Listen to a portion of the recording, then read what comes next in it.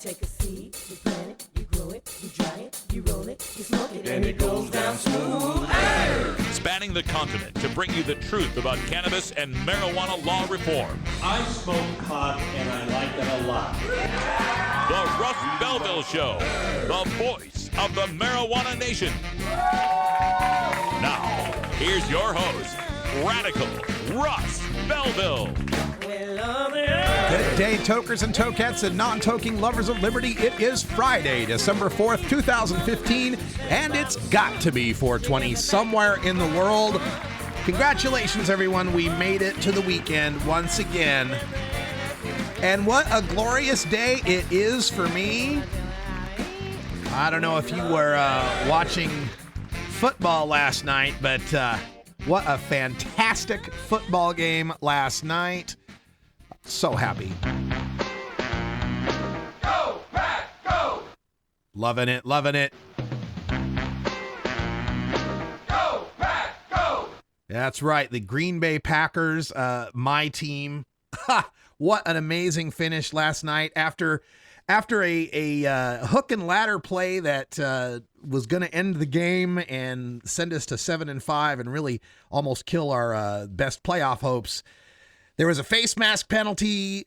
Aaron Rodgers gets one more untimed down and a 61-yard Hail Mary touchdown pass to win the game with no time on the clock. I was jumping up and down. You can actually go to my Instagram account at Radical Russ and see just how excited I was last night. It was such a good time for me. 8-4 feels good. Both my Green Bay Packers and my Boise State Broncos are 8-4. So that's good. Let's hope both of them get at least one postseason win. Coming up on the show today, all sorts of marijuana-related things that we have to talk about, and we've got two guests joining us in the first hour today. At the end of the show, we're going to have a Reformers Reader segment where we're speaking to Joshua Sheets. He's the author of a new book entitled Homegrown Marijuana. He's going to tell us all about how to get our little garden growing. So stay tuned for that at the end of the show. Before that, at 1:30, some Cannabusiness Chronicles with Doug Ross. He's been on the show before. He is the director of A Normal Life, a documentary film in which I am a participant. In fact, since I'm in A Normal Life with Ray Manzarek, it puts me just 3 degrees away from Kevin Bacon. It's kind of cool. And he'll be joining us to talk about Maryland's medical marijuana program. And he's trying to get a dispensary out there in Maryland and all the hoops and hurdles he has to go through. We'll talk about that at 1:30. Before that, we're going to have a chance to get into the drug war data mines, where there's a new report out from the General Accounting Office, Government Accounting Office, the GAO in Washington, D.C., reporting on the 5-year progress of the drug czar based on the drug czar's own goals. And guess what? It's a major fail for the drug czar in trying to reach even their own goals. Yeah, big loser, the drug czar, except for one area. There's one area in which the drug czar has succeeded, and it'll be kind of ironic when I tell you what it is.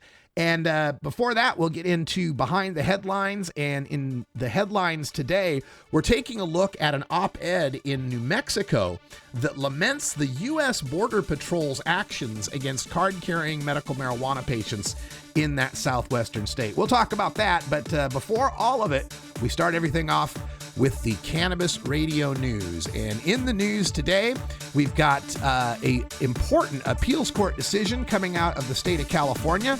We've got Illinois medical marijuana patients losing their Second Amendment rights when they shouldn't.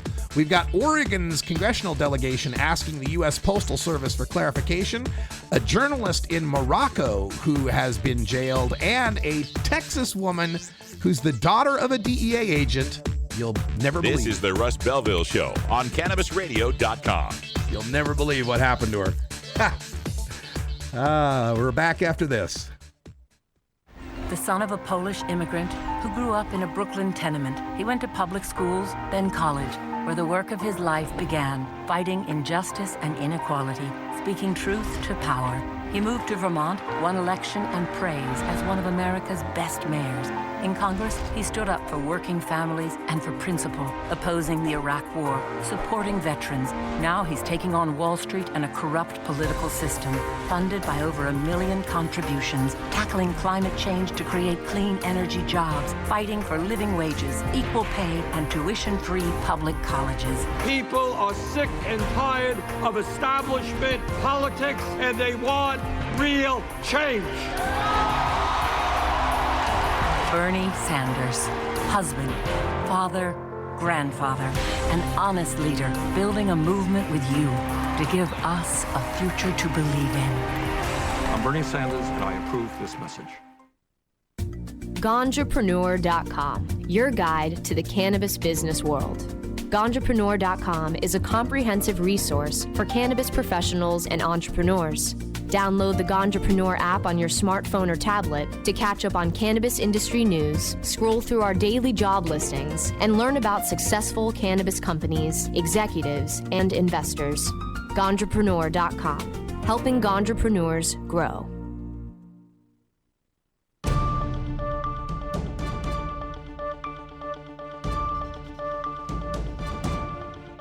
It's time for the Cannabis Radio News, covering the latest headlines in consumer cannabis, medical marijuana, and industrial hemp. Cannabis Radio News is now available exclusively at cannabisradio.com. Now your marijuana headlines in 4 minutes and 20 seconds. This is Cannabis Radio News. This is your Cannabis Radio News for Friday, December 4th, 2015. Citing state protections for marijuana cultivation, a California appeals court struck down Fresno County's criminalization of marijuana growing. Adopted in 2014 and amended this year, Fresno's law prohibits the cultivation of medical marijuana and marijuana dispensaries in all zoning districts and classifies violations of the ordinance as both public nuisances and misdemeanors. The ordinance also limits the use of medical marijuana to qualified medical patients at their homes. Given California's extensive statutory scheme addressing crimes, defenses, and immunities relating to marijuana, state Supreme Court precedent dictates that the medical marijuana program prohibits law enforcement from refusing to accept a medical marijuana identification card as protection against arrest for the possession and cultivation of specified amounts of marijuana, the court found. While the court found Fresno's misdemeanor classification preempted, it rejected the challenge to the county ban on cultivation. The Compassionate Use Act and medical marijuana program do not expressly restrict local government's authority over land use, the panel found. Nearly 2 years after Illinois decided medical marijuana users shouldn't be prohibited from owning guns, several patients received letters from state police telling them their firearms cards were being revoked. Although the agency insists the letters were sent to just 4 people before the mistake was corrected, some cannabis supporters say the error signifies an underlying ambivalence about medical marijuana in the 23 states where it's now legal. For example, a checklist for firearm owners on the Illinois State Police website includes this requirement, quote, "I am not a medical marijuana patient registry card holder," end quote. That, too, was an error that a vendor is now working to remove from the site, Illinois State Police spokesman Matt Borwinkle said. Illinois' law does include a general protection of patients' rights, said Chris Lindsley, legislative analyst for the Marijuana Policy Project. Members of Oregon's congressional delegation this week asked the U.S. Postmaster General for a detailed explanation of a Postal Service policy prohibiting mailing material that contains marijuana advertising. Senators Ron Wyden and Jeff Merkley and Representatives Earl Blumenauer and Suzanne Bonamici, all Democrats, signed the letter to Megan J. Brennan, the U.S. Postmaster General and CEO of the Postal Service.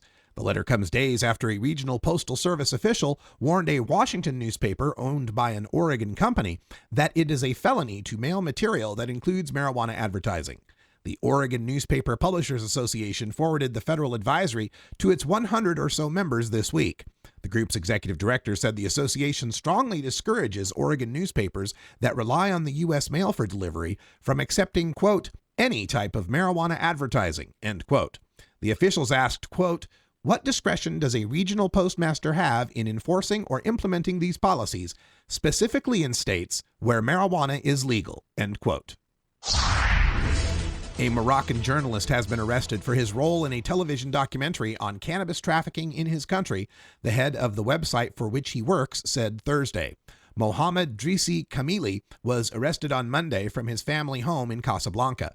Kamili had not taken part in filming or editing the documentary, but had provided figures and information for the documentary made for France's Canal Plus, which was broadcast on November 18th. The documentary unveils the alleged implication of police and the Coast Guard in the smuggling of drugs to the European continent. According to the International Narcotics Control Board, Morocco is one of the world's top producers of the cannabis resin, while Reporters Without Borders in March condemned, quote, the constant harassment of the independent press, end quote, in that country. A 19-year-old Texas woman arrested on drug trafficking charges is the daughter of a Drug Enforcement Administration agent, officials said Wednesday. Police cuffed Sarah Fure on November 6 after officers said they found 31 grams of cocaine, 126 grams of high-grade marijuana, 29 ecstasy tablets, methamphetamine, and 60 doses of an LSD-like drug in her bedroom, according to the College Station Police Department. The Death and Taxes blog revealed late last month that her father, Bill Fure, serves as a DEA supervisory special agent. This has been your Cannabis Radio News for Friday, December 4th, 2015. I'm Russ Belville. Imagine life without taxes. Let New Era Certified Public Accountants, NewEraCPAs.com, handle your Cannabusiness 280E and tax strategy. Get your business prepared with New Era CPA's Cannabis Finance Bootcamp. NewEraCPAs.com, with years of experience in the industry, we are one of the nation's leading accounting firms for growers, dispensaries, and ancillary companies from Washington to California. NewEraCPAs.com. The Russ Belville Show, providing dictionaries to drug czars since 2009. Your connection to quality cannabis insurance services is spelled K-A-E-R-C-H-E-R. That's Karcher Insurance. We have worked with ventures like cannabis for over 60 years. We're proud to represent over 50 companies with tailor-made cannabis plans for owners just like you to ensure your product, your plants, and your pursuits. K-A-E-R-C-H-E-R spells out their full-service insurance services ranging from commercial to bonds to personal, from life to health, and more. Contact the team at KarcherInsurance.com and let our experience work for you. That's K-A-E-R-C-H-E-R Insurance.com. Contact Karen and the team at Karcher Insurance at 1-844-421-3560. That's 844-421-3560.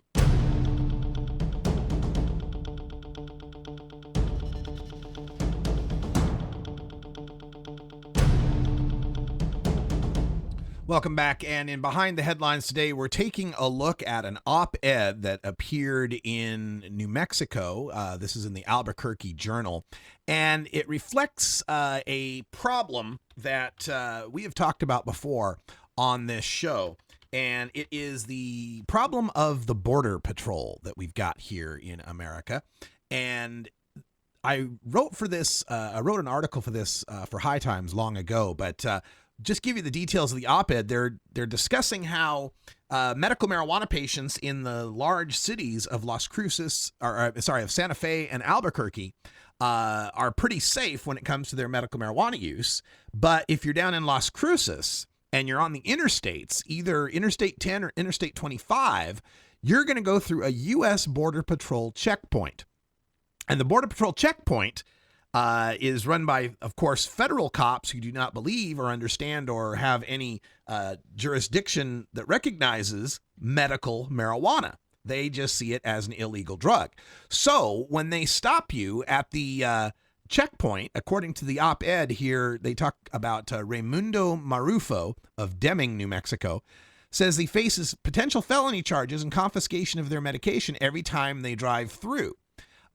He's written a complaint to the federal court saying if he's asked if he's carrying illegal drugs and he answers yes, he could get indicted for federal drug smuggling. And he answers no, he could get prosecution for lying to a federal agent. So in his request, he's asking that border agents should cease questioning U.S. citizens regarding medical cannabis in any states where the use of medical cannabis has been approved.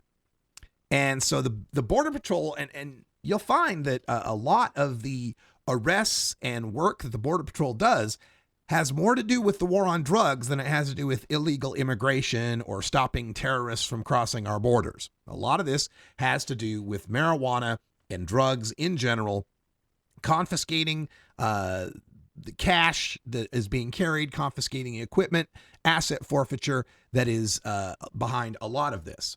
Now, the Border Patrol is empowered to operate checkpoints. Now, you'd think a border checkpoint would be like at El Paso or like the border, right? Where someone's crossing the border. But Border Patrol agents for the longest time had the right to go within 50 miles of the border and have checkpoints on the theory that someone gets across the border, they're still close enough you might want to catch them, right? That 50 miles was 100 miles, I think was increased to 150 miles under one of the Patriot Acts or something like that. But whatever it is, within 100 or 150 miles of the U.S. border, federal Border Patrol agents can stop you, confiscate your marijuana, treat you as a felon, because any possession of marijuana can be treated as a felony at the federal level. And remember, when we're talking Border Patrol, we're not just talking the border with Mexico, but also the border with Canada. That entire 3,000-mile border with Canada within 100 or 150 miles, and I forget what the exact number is federal territory where the Border Patrol can work, and all U.S. coastlines. So the entire West Coast within 50 or 200 miles, and the entire East Coast within 100 miles, and the entire area around the Great Lakes, of course. So that means that at least 2/3 of the residents of the United States live in a place where you can be detained without cause by the Border Patrol as a so-called Border Patrol checkpoint. And even if you're in a West Coast state or a Northeastern state where your medical marijuana is legal, even if you're in the Pacific Northwest where your marijuana is legal, whether it's medical or not, does not matter. Border Patrol can seize it, charge you with a felony. There are 71 permanent checkpoints. 32 of them are down there by the southern border and a few of them in New Mexico. And they have roving checkpoints. They can actually set up roving checkpoints as well. This is, I hope this man's complaint can go somewhere, and we're starting to have more understanding at the federal level that there needs to be some leniency here. I would hope that this would somehow come under the congressional ban on spending money to interfere with the implementation of medical marijuana laws. So maybe Congressman Rohrabacher could get on this and tell the Border Patrol to back off on medical marijuana patients. Where'd you learn that, Cheech?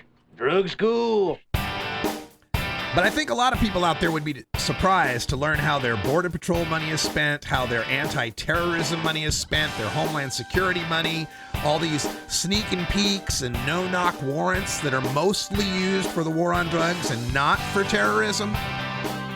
Yeah, we'll open some people's eyes to that. Happy 420 Mountain Time Zone. We're going to take a break. We'll be back with drug war data mining.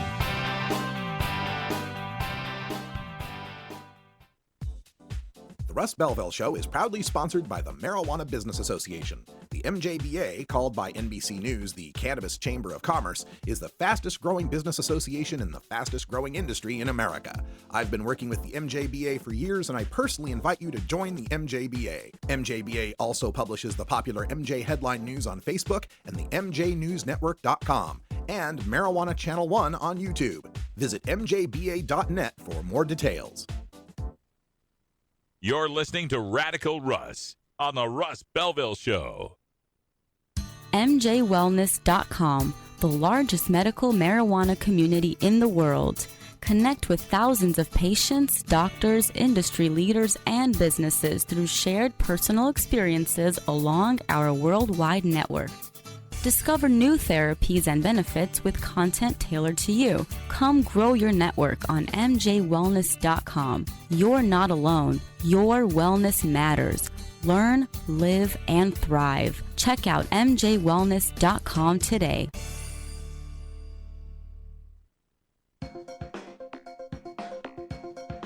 arguing for the end of adult marijuana prohibition is easy because we have facts, science, reason, compassion, evidence, truth, and logic on our side. It is even easier when researchers catalog it all for us. Learn how to gather the facts on marijuana use, arrests, seizures, rehabs, drug tests, and more in this edition of Drug War Data Mining. All right, for the Drug War Data Mines today, we take a look at the GAO, the Government Accountability Office, and their new report that has come out citing Office of National Drug Control Policy, lack of progress on achieving national strategy goals. This is GAO-16-257T, if you want to look that up. GAO-16-257T. And according to the report, the GAO reported in March of 2013 that the Office of National Drug Control Policy, the ONDCP, aka the Drug Czar, and other agencies had not made progress toward achieving most of the goals in the 2010 National Drug Control Strategy. Every year, the Drug Czar's office puts together a drug control strategy, and they'll have all these goals that they wish to achieve, looking at a 5-year sort of plan. And in the strategy, the Drug Czar established 7 goals related to reducing illicit drug use and its consequences to be achieved by 2015. So 7 goals to be achieved by this year. And we've got data now up to March of 2013. So we've got at least halfway through. And GAO's analysis showed that of the 5 goals for which primary data on results were available, so there are 7 goals, we don't have any data on 2 of them yet, but of the 5 for which we have data, 1 showed progress and 4 showed no progress. 1 goal showed progress, 4 showed no progress. Overall, the report states, none of the goals in the strategy have been fully achieved. None. 0. And what did this cost us, America? According to the report, ONDCP reported that about $26.3 billion was provided for drug control programs in fiscal year 2015. That's 1 year, $26.3 billion. It was in the double-digit billions the years before that, too. So probably over the past 5 years, around $100 billion been spent. And none of the goals have been fully achieved. 4 showed no progress at all. 1 showed some progress. Now, let me get deep into the data here. We'll talk about exactly what their goals were. So, first of all, we're going to decrease the 30-day prevalence of drug use among 12 to 17-year-olds by 15%. So, monthly drug use for teens. In 2010, it was 10.1%. In 2015, it was 8.6%, and no change. Technically, no change on that.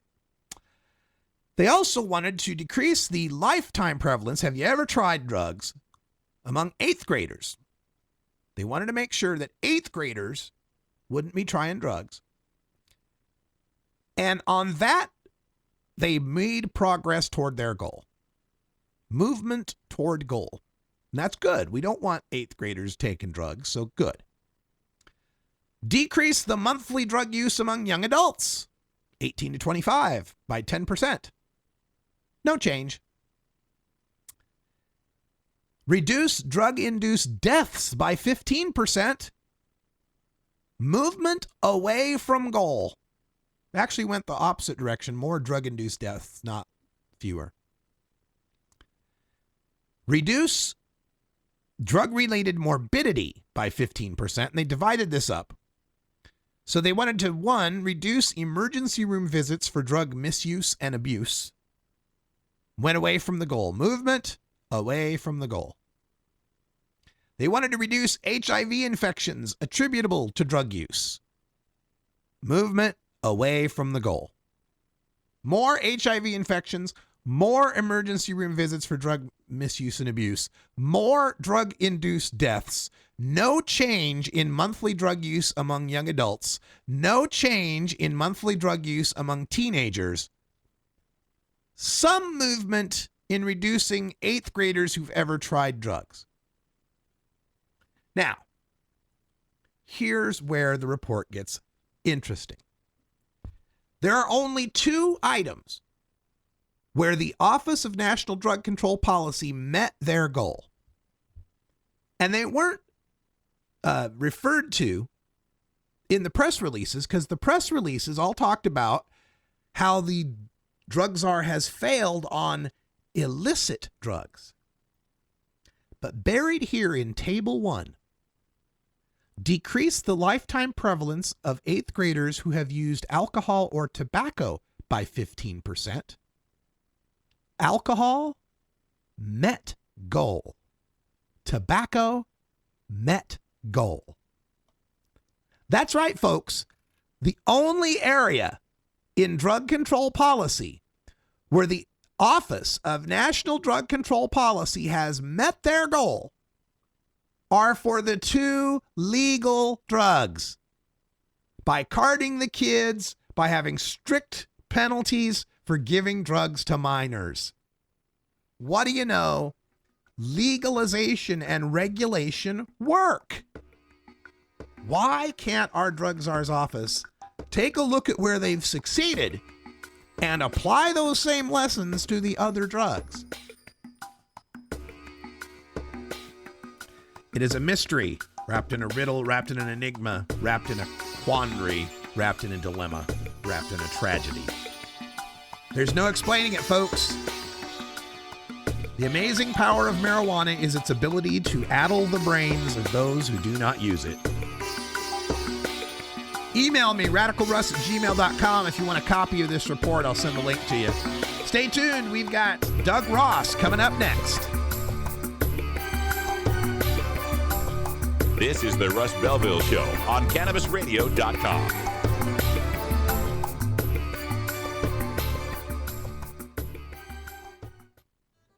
The Fingerboard extension has fretted instruments to enhance your creativity.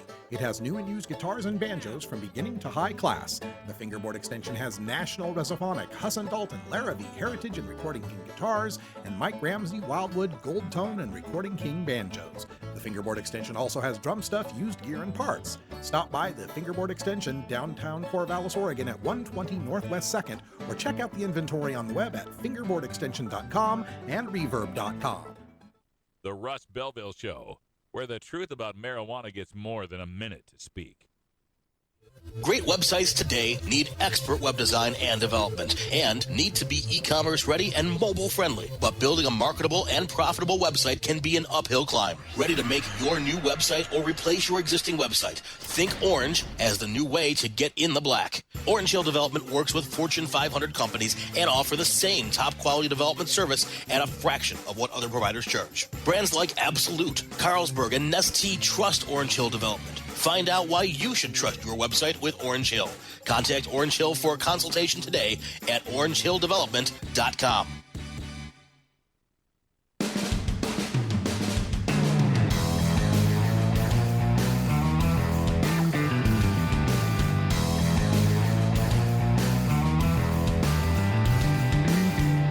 Mark Twain once said that when there's a gold rush, it's a good time to be in the pick and shovel business. Today, we look at the rapidly evolving markets in the marijuana green rush in our Cannabusiness Chronicles. Welcome back, everybody. 31 after the hour. Time for us to talk to a friend of the show we haven't talked to in a little while. It's Doug Ross on the line. Doug, how you doing? Hey, Russ, it's Doug. I'm great. We're down in the D.C. area, actually in Maryland. That's right, out there. And we recently had the applications all sent in for the first time ever. Maryland will have medical marijuana. Yeah, that's fascinating to me, because last time we spoke to you in your capacity as director, filmmaker, with the movie A Normal Life. Just so we can fill people in on that, how did the movie do? Did you get any more response from it? We got a huge response. We worked with NORML in the DC, the main organization, and from there we spread the films to all the different chapters, as many as we could. We also put it on their NORML website, so anytime anybody watched it while it was streaming or even downloaded it, the money went to NORML's organization. We donated that to them to help their organization keep going strong. I got a call from the Annapolis, which is the capital of Maryland, some state senators, and they said they'd seen it. They were looking at medical marijuana becoming legal, and they wanted to show the video. And I said, by all means, I can bring you the witnesses and the people that were in the film, some of them, and they can testify at the state capitol, and they did. Wow. About 6 months later, suddenly, lo and behold, I got a note. They said they passed it, and I want to think I'm being pig-headed here. I'm thinking, oh yes, it was me our film was the tipping point. But I don't think so. But I think we all helped as a community, and so the film is still showing on Hulu, and it was on Netflix and Redbox, and it just sort of filtered out everywhere. Now, Maryland approved their medical marijuana. It became effective June 1st of last year, 2014. The approved conditions include cachexia, anorexia, wasting syndrome, severe or chronic pain, severe nausea, seizures, severe or persistent muscle spasms, or other conditions. Have they changed any of that? Are there any new conditions that you're aware of that have been added?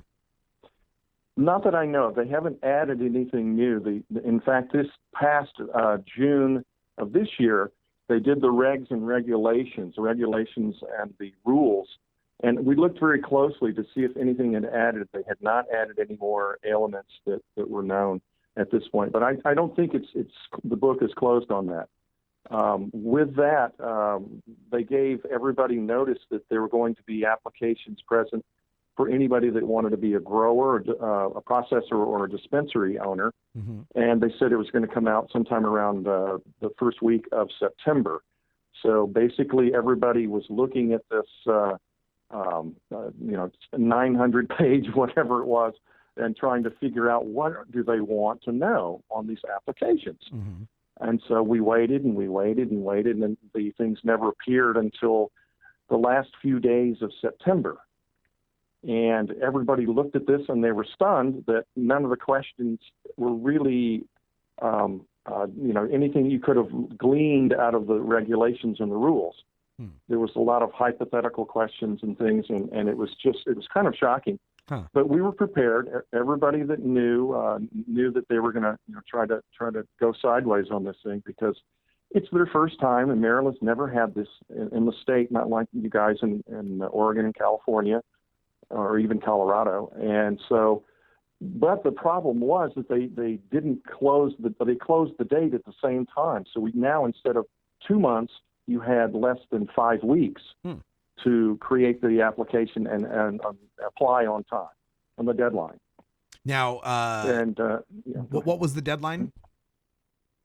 It was now that you said the 7th of November. Okay. And so basically we had very, very little time. No, excuse me, not the 7th of November. It was the 28th. So the point being is that the time was really short, and so we were really struggling to try to get everything answered on time. Yeah. And they were applying these different percentages of the question. They gave it points, in other words. So if you didn't answer one question, they'd shade it a little more points, higher or lower, depending on what you were doing. It was a very oddball way of doing it. Okay, so you were applying for one of these dispensary licenses, right? Correct. Right. Now, do you know how many of the producer, processor, and dispensary licenses they're going to give out?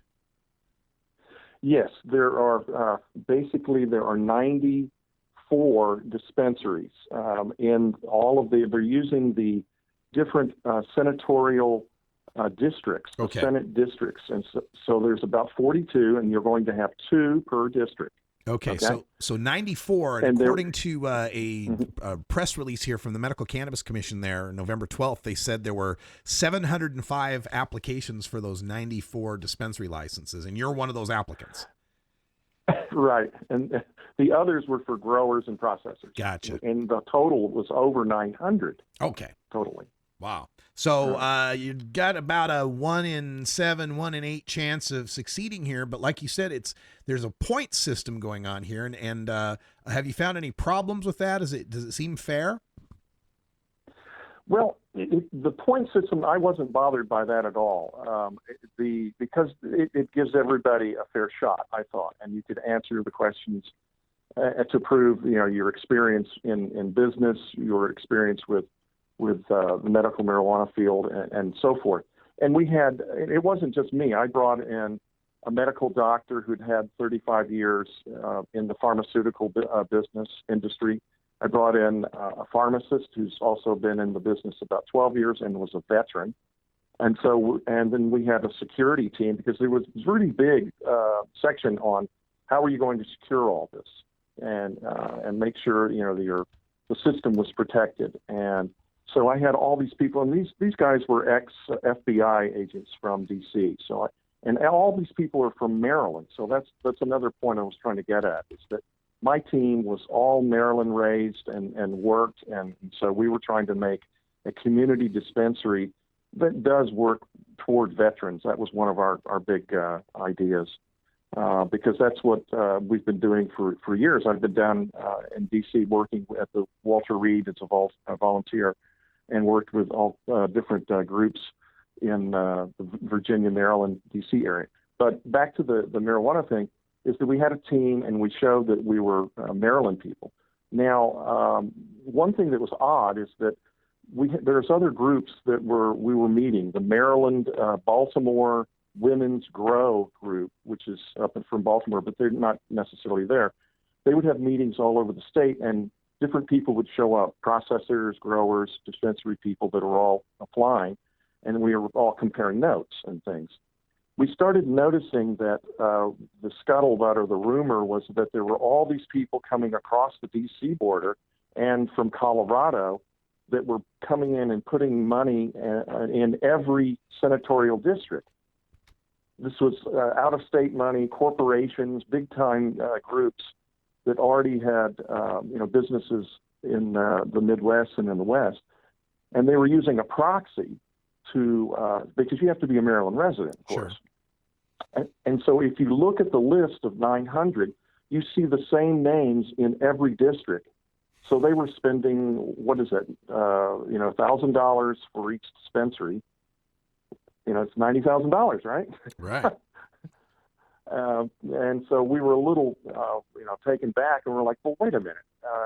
And we would find out who these groups were. And I'm not claiming foul. I'm just saying that, we wanted as a community to keep the money in Maryland. So when these, the sales go to the patients, and that's what we're here for, is the patients. This money is going to be trucked out, daily in boxcars, in armored cars toward Colorado, whereas we wanted to keep the money here to help the community. That was part of the whole idea, was not only to give needed medicine to veterans and to citizens here, but the rewards would be to put the money back into the community. Right. That was all our whole idea. And so now we see all these groups from out of state, and there's nothing we can do in the process, because it's out of our hands, and we have until, I think, mid-January, and they may announce something. So, to be fair, we just wanted it fair and treated fairly. I thought if these guys that were the big corporations, they could put their resources into the communities far from Baltimore and Rockville, the two major cities, out toward where people are not, probably wealthy enough, and it's hard for them to access.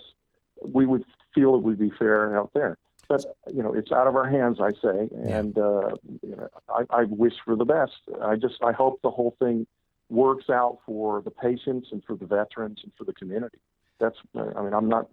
My wife and I own a full-service spa with Chinese medicine, We've got acupuncture. We've been treating patients for years, and it's all about health and wellness. We were not in this to make the gazillion dollars. We were basically adding this to our portfolio of businesses. Yeah, you're pretty much illustrating what the big shift is now in marijuana reform, from being an activist-led on the legalization side and a compassion-led thing on the medical side to now being an industry-led thing where people are looking to make a buck on this. We've been speaking with Doug Ross here, the director of A Normal Life, and he's also an applicant for a medical marijuana dispensary, one of 90 some odd of them in the state of Maryland. And we've got about a minute here before we got to wrap things up, Doug. So is there, if people want to contact you and learn more about what's going on, or visit your dispensary once it exists in Maryland, how can they get a hold of you? Well, right now, the company is called MJMD, and we're at mjmd.info if you needed to get in hold of us. That's the best way.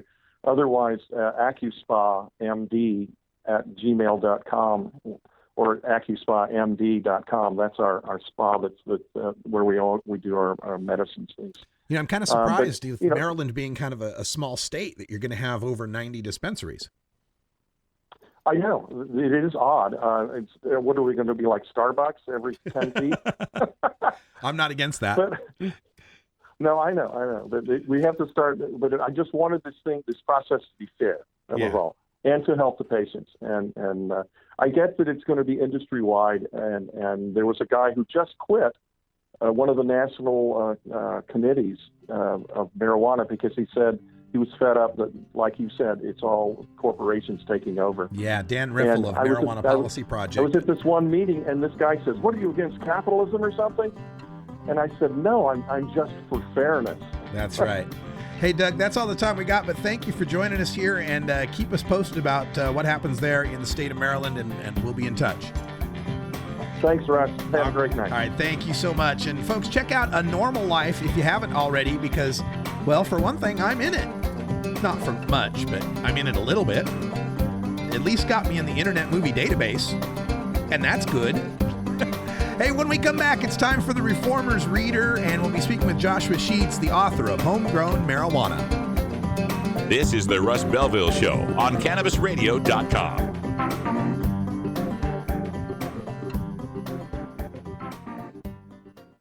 You know Herb Thrasher from the Herb Thrasher Flower Hour.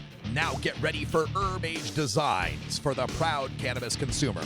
Herb Age Designs, lifestyle gear for the 420 friendly. Herb Age Designs, we've got Frisbee golf discs and durable hemp gear. Herb Age Designs, we've got shot glasses, drinking glasses, coffee mugs, and beer cozies. Check us out on Facebook and online at herbagedesigns.com. And follow Herb Age and Herb Thrasher on Twitter.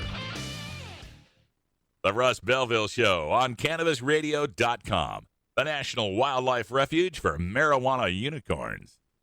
Dr. Dabber, hurry! Its temperature is shooting past 1,000 degrees Fahrenheit. It's burning up. I'm afraid for this little guy, it's just too late. What caused the problem? Only Dr. Dabber can maintain the perfect temperature for a smooth-tasting, slower burn. This standard vaporizer lost all of its health benefits, sending it up in smoke. So you're telling me that most vapor pens burn so hot they produce smoke, not vapor? Correct. Keep away from those standard vaporizer pens and turn to Dr. Dabber. Doctor's orders. Less heat, more flavor.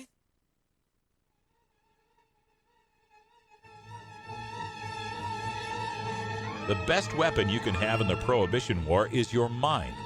Fill your head with the knowledge you need by checking out this latest entry in the Russ Belville Show's Reformer's Reader. Welcome back, everyone. 46 after the hour now. And today in Reformer's Reader, we're speaking with Joshua Sheets. He's the author of the book Homegrown Marijuana. Joshua, welcome to the show.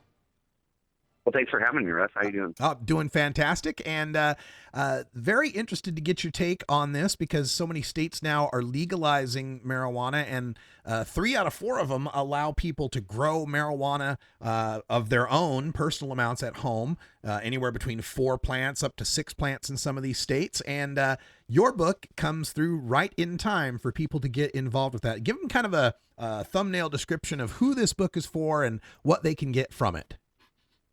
Well, you know, any gardener of any level can use this book, and the information is really laid out in a way that's, you know, from A to Z. But the primary target group is essentially who you're talking about. You know, anyone really can put a garden in their backyard and supplement their food that way. And you can also put a garden in your closet and supplement your income by not having to pay for weed. That's a great thing here. And of course, according to the bio, that you were gardening and farming all the way from the age of 6. And growing up as someone who is involved in horticulture, now your book talks about hydroponic growing. How did you make that journey, that switch from farm technology to hydroponic technology? Well, I started out kind of on a family farm, farming strawberries with my grandpa. He had a Doberman, strawberries and corn. So I started out at the age of 6 under his tutelage, and about the time I was 11 or 12, I began working with the Archdiocese of Seattle as sort of a junior landscaper. Okay. And from that point on, I had caught the bug somewhere in between there, and went into the FFA in high school. I developed trigeminal neuralgia symptoms at some point during that time, around the age of 13, and really went through a myriad of stuff for a couple of years trying to treat that, and found that cannabis was really the only thing that would work for me. So the progression was due to my illness. Wow. So cannabis was able to help I started growing outside out here in Washington. Back then, you know, my resume kind of reads like a criminal history from that period, but I guess that's kind of what it was. Yeah. You got busted then? Oh yeah. Yeah. I did 4 years here in the state for cultivating cannabis. That's got to be tough, you know, going behind bars where you're locked up with actual criminals when you were just a gardener. Pretty much, you know, I mean, a gardener who was trying to treat himself. Yeah. Now, with your disorder, have you been able to eliminate any other or the rest of your pharmaceuticals through the use of cannabis? Yeah, you know, I've gone through a whole myriad of stuff that you use, and I still meet with my neurologist once a month, and he still tries to get me to try new pharmaceuticals out.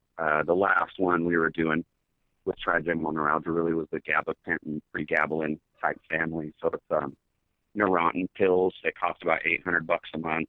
They make you unfunctionable. And that's the best that modern pharmacy has come across with that so far. You get down to about one really painful attack a month with that type of thing, but you're completely unfunctionable. And with the cannabis, you can function. And I've been 3 months free of an attack currently. Wow. Well, that's fantastic. And you're in Washington now. You're working in the cannabis industry, I presume? Yeah, absolutely. I'm here selling copies of my book, consulting with people, working with medical setups, giving advice to guys that are doing 502s. I had a consult yesterday with a private grower. It was really great. He set up an undercurrent system so clean he put it on a carpet. Wow. Now, having gone to jail, prison for cultivation, is that restricting you in any way from working in the industry in Washington? You know, it is and it isn't. I can't really own my own business here, which is really sad because, you know, at this point I'm 33, and basically we're the generation that I grew with, who's the guys a little bit older than me. We're getting ready to sort of pass over the torch, if you will. And it's the torch of here's these genes we're giving you, here's these techniques, here's the stuff that we're doing down here, person to person. Now, we live in a day and age now where you can learn just about anything off of YouTube. And I'll be putting out a series of videos myself to kind of help people out along with my book pretty shortly on YouTube. But, I mean, it's rough. You know, I sit around or I meet with a lot of older guys, and pretty much everybody that's a grower in their 40s, 30s, 40s, 50s has some sort of a charge. And it is, it's kind of a way to process them out. Yeah. We're speaking with Joshua Sheets. He's the author of Homegrown Marijuana, Create a Hydroponic Growing System in Your Own Home. It's available on Cool Springs Press. You can also get it downloaded through Amazon. Are there any other outlets people can get the book? From Amazon, from Quarto Home, the website of the publisher. From my personal website has some links as well. I'm sorry, what was your website? My personal website, let me pull that up for you real quick. We're just in the middle of setting a lot of stuff up. Well, that's good to hear. Great looking book, Homegrown Marijuana, big full color pictures, and easy to read and understand for the beginning grower. It's definitely something I would recommend. Got the website? Yeah, I'm pulling it up here real quick. Okay. The author is Joshua Sheets. The book is Homegrown Marijuana. Create a hydroponic growing system in your own home. This would be a perfect gift for your friend who lives in a newly legal state where you can grow a small personal garden. Also good for the folks in the medical marijuana states that still allow for gardening by the patients. Hydroponic systems can be very easy to take care of once they're set up, I understand. Absolutely. A lot of these systems, they're really cheap. You can set them up with stuff that you can pick up at the box stores or even manufacture yourself. You can order parts offline, bulkheads and ebb and flow fittings, sprays. It's on a Home Depot news. A lot of systems can be set up realistically for under $200, and they work just as well as the commercial systems. It's not very dependent on the. Yeah, don't end up having to spend a whole lot of money to get this stuff to work the right way. And it's fascinating to me how a lot of what we've developed as far as the genetics of cannabis and the techniques for growing it are the best in the world and end up getting used on things like, space flights for the hydroponic techniques that we develop are things that are being used by NASA now to figure out how to grow food in space. So this is not just backyard or basement or closet growing we're talking about. This is major development in horticultural technology. Absolutely. And these horticultural sciences, they're not difficult to understand. And with a little bit of help from a guy like me, anybody can really put together one of these systems. The growing the potatoes aeroponically up in space that's been going on right now in the Russian space station. That was, I believe, it was originally sponsored by NASA, but that's a perfect example of aeroponics in space, and they're actually producing potatoes that are more rich in nutrients than what they would be able to pull off from there. Yeah, we're getting some muffling on your phone somehow there. Josh, we're having trouble hearing you there. Am I coming in clear? Yeah, it's still a little bit muffled. Not sure what's going on. But did you get a chance to find that website for our listeners? Yeah. Let me get that up. Can you hear me better, Russ? Yep, that's much better. All right. What I was saying is that that NASA project, they've actually been able to put out some potatoes that are really high in nutrient, probably higher than what they'd be able to do here on Earth. And it's really easy for someone at home to pick up on these techniques with a little bit of assistance and just go through and set up growth in their closet that, it doesn't have to be a conventional soil garden. You can really go to the next level pretty cheaply and easily with a little bit of help. Now, when you're setting up hydroponic gardens, does it make much difference whether the state is allowing a certain number of plants versus a certain plant canopy space? Does that really translate well to hydroponics? Those are concerns. Those are concerns that any gardener is going to have. But pretty much no. I mean, because we separate vegetation and flowering a lot of times, especially with these micro growths, you can vegetate the plants to the size that you need them, or you can vegetate, if you're allowed to have 6, but there's no limit on canopy space, you can pretty much do whatever you want there. And then if you're allowed to have a certain canopy space, you can grow a bunch of plants then quickly and short your veg period. I mean, there's a lot of wiggle room with horticultural techniques in that regard. But it doesn't make a difference as to how easy it is to take care of or how the initial setup goes? Producing more plants is going to cost you a little bit, a little bit more for pucks and a little bit more for time and whatnot. Producing larger plants has its concerns as well. It's going to cost you a little more for light. You're going to have a longer veg period. You're going to be waiting a little longer. It's kind of 6 in one hand, half a dozen in the other as far as that goes. I think realistically the science applied appropriately to either scenario can get you where you want to go. Now, as far as the yield, the output of the plants, I've talked to people that say they can taste a difference between something grown in soil versus something grown hydroponically. Do you subscribe to that notion? Do you think there's much difference in the actual output of the plant? That's a difficult question, Russ. But realistically, there's a lot of variables there. Flushes are pretty important in the final part of cannabis in the preparation before consumption, the final stage of flowering. The hydroponic and organic system, basically with your hydroponic system, you have a lot of salt-based nutrients unless you're running full organics. And even if you're running full organics, the principle is kind of constant delivery or delivery on demand. With organics, it's more the nutrients are kind of locked up sort of in like salt lick forms, if you will, and they deposit themselves. Even nitrogen, even some of your more faster moving compounds in the soil will sort of time release themselves, if you will, within the medium. So there's that going on. Right on. All right. So, again, the book is Homegrown Marijuana. Author is Joshua Sheets. You can pick the book up on Amazon and other fine book retailers. And Joshua... Yeah, and I'm sorry, Russ, it's available in Barnes & Nobles and a lot of other outlets coming out soon. So yeah. Now, do you ever make appearances at any of the events around Washington, Pacific Northwest, or West Coast for people to meet you, book signings, things like that? I've started to move around, and do some events out here. I got out to a Dab Stars party last month. I'm planning on being at HempFest this next year. I'll probably be doing some book signings locally in Olympia, Tacoma, Seattle area. I think I'll be speaking at Mother Earth News this spring down in Oregon, somewhere near you. Right on. Well, I hope we run into you at one of these events sometime and get a chance to meet. And good luck with everything as far as the book goes. And do you plan on releasing a sequel?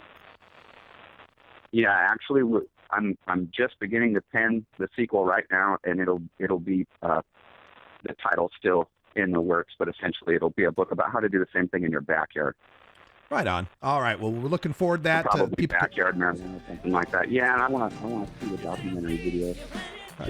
Well, thank you so much, Joshua Sheets, author of Homegrown Marijuana, a guide to creating your own hydroponic grow. Nice small grows for those of you in the legal states or the medical states.